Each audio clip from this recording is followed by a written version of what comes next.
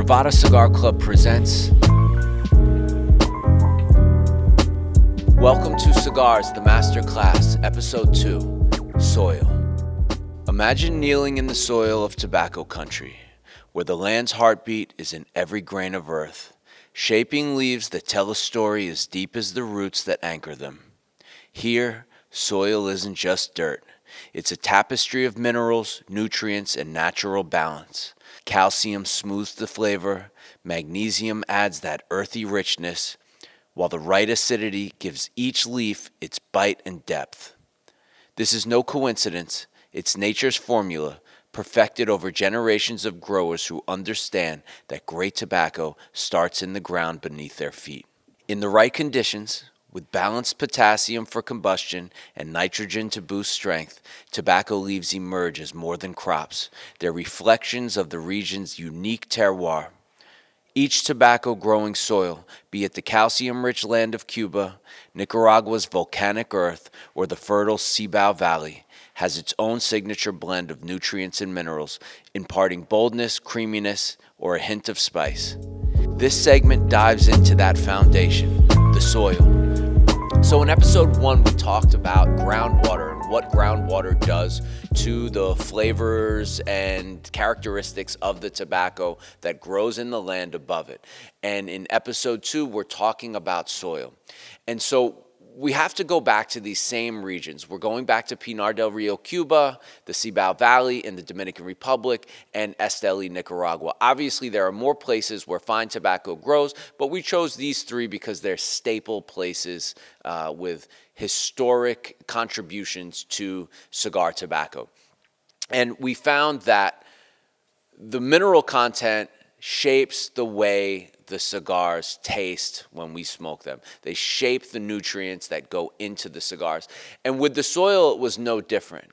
And so what we found after doing a bunch of different reviews of studies is that, once again, in Pinar del Rio, Cuba, the calcium is high, the magnesium is moderate, the potassium is low, the nitrogen is moderate, and the reason why we found that the soil is so red in Cuba is it's from iron. It's from iron oxidating in the air as it, reaches the top. So that's pretty cool. At least we know that.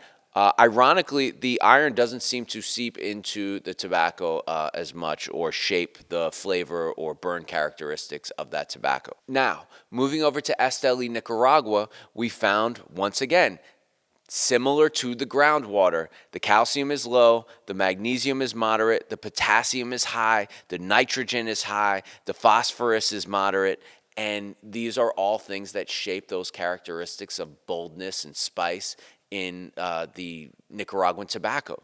So lastly, we head over to the Cibao Valley in the Dominican Republic, and like the groundwater, once again, its calcium is moderate to high, magnesium is moderate, potassium is moderate, nitrogen is low to moderate, phosphorus is moderate, giving it that balanced characteristic which a lot of master blenders may not admit in public, but they all typically like to use a little bit of Dominican tobacco in their blends. So even though you're smoking a cigar that's made in Nicaragua, oftentimes it has Dominican tobacco in it. So what did we learn here? We learned that the groundwater is shaping the soil or not. So I had to do a little bit more studying into this. And basically what I could find was it's truly two-directional. So some of the nutrients from the soil, in other words, if new chemicals or nutrients are introduced to that soil, it will seep into the groundwater. So we have to be careful about what kind of pesticides we're using as farmers, what kind of nutrients are being added from the topsoil, because that can seep into the groundwater and change that groundwater.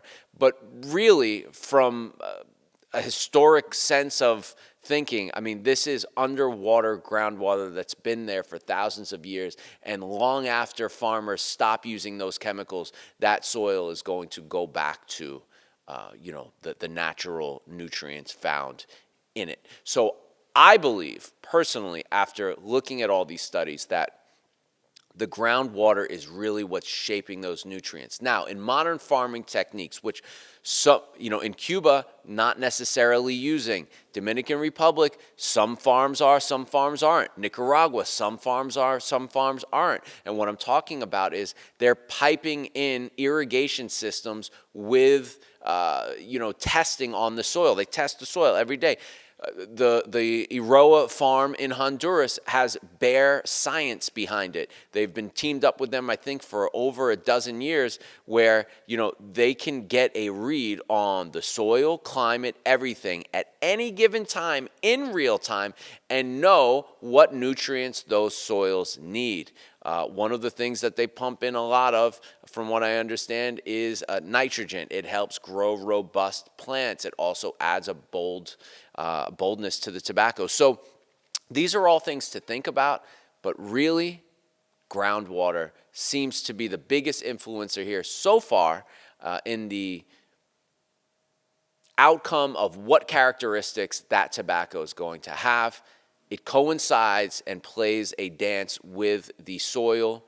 They both go back and forth, but ultimately, I think the groundwater has more to do with anything and everything. And also, keep in mind, once those tobaccos are, and we'll get into this, once those tobaccos are harvested, they're being kept moist, typically after curing and fermenting, with native water, that well water, so more groundwater, and it's getting more of that on the outer shell of it as well. So that's what we're talking about for soil.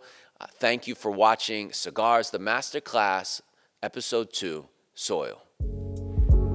Privada Cigar Club presents